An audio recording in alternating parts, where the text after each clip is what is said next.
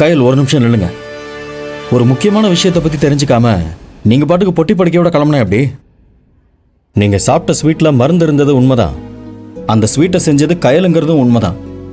ஆனால் அந்த ஸ்வீட்டில் மருந்தை கலந்தது யாருன்னு எல்லாருக்கும் தெரியணும்ல.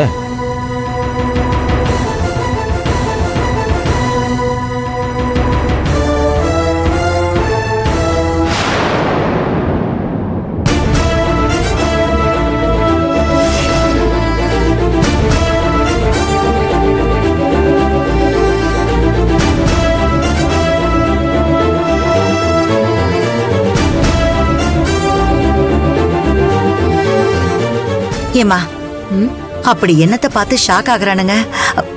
வா, நம்ம என்னன்னு போய் பார்க்கலாம் வா.